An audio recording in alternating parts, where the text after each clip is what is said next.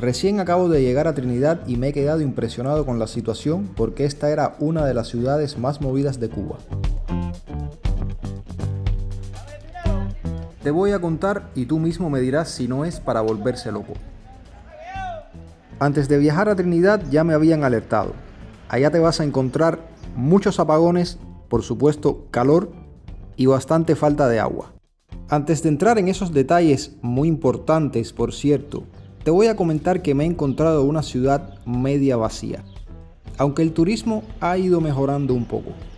Importante para la economía local en medio de la inflación que se está viviendo en el país, donde el dólar no tiene techo y el peso no tiene piso. Cuando aparece el turismo entran en acción las viejas y nuevas formas de gestión.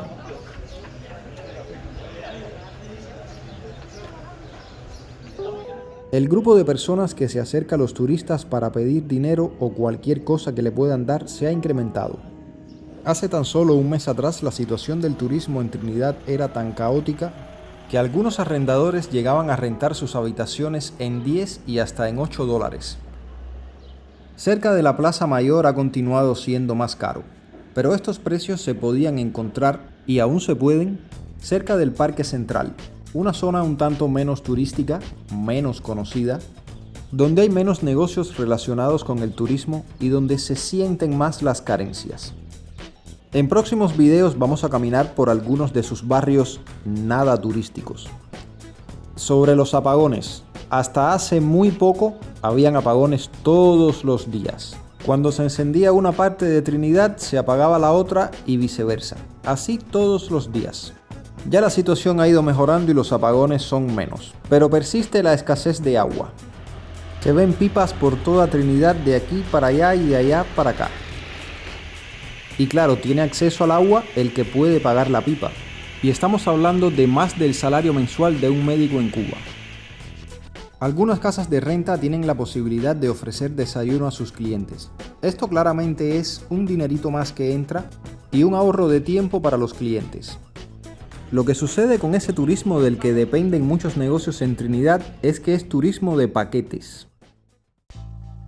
Un turismo que ya viene con una ruta preestablecida, prácticamente todo reservado, ya tienen programado qué lugares visitar, dónde comer, etcétera, etcétera, etcétera. Esta modalidad de turismo es la que menos favorece al pueblo, porque casi no deja dinero en manos del sector privado. Y aunque estoy sentado en un restaurante estatal, uno de los más baratos, aquí también se siente la baja de turismo, y no solamente la sienten los trabajadores, también los animalitos callejeros.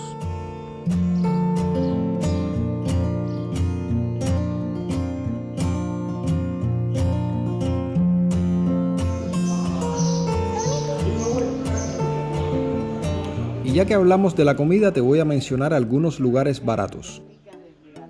Puedes echar un vistazo al Highway. Dentro de lo que cabe, una oferta bastante variada y un servicio bastante rápido. Cuando la cerveza cubana se pierde, por lo general siempre aparece en los restaurantes estatales.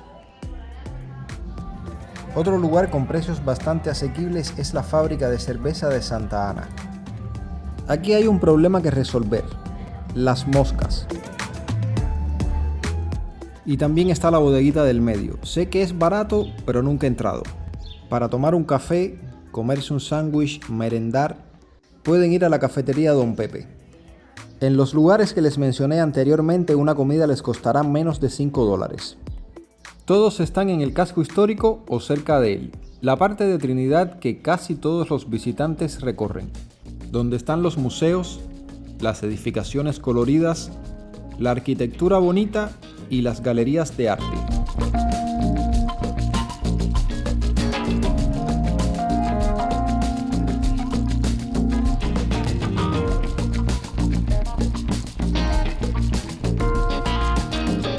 Cuando se sale de allí se ve cómo vive el cubano realmente lejos de esos lugares turísticos y bonitos. De esto veremos más en un próximo video. Los precios actuales que hay que pagar para los que el salario no alcanza. Comprar un helado para un niño puede llegar a ser un hueco en el bolsillo. Me sorprendió ver que han abierto gimnasios en Trinidad. Este cuesta 4 dólares mensuales. Hay mucho que conocer aquí.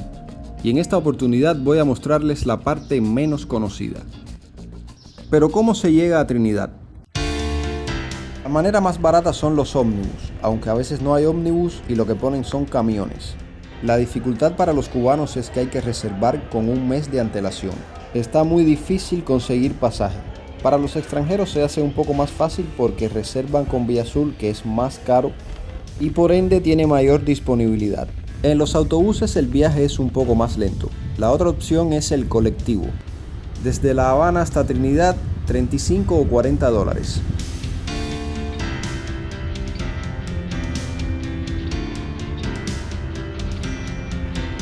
El viaje tarda aproximadamente unas 4 horas, y no es por la distancia, sino por el estado de la carretera. En Trinidad se ve una mezcla de belleza y dificultades para vivir que hace que las personas tengan un día difícil y se acuesten preocupados por qué van a comer mañana. Entre los entretenimientos más populares está Playa Ancón, pero el pasaje en el autobús para ir subió de 120 pesos a 600, ya impagable para el cubano que vive de un salario estatal. ¿Qué es lo que va quedando? Música hay bastante, pero cuando te sientas ya tienes que consumir. Les mostraré algo de músicos locales. En unos segundos estoy de regreso.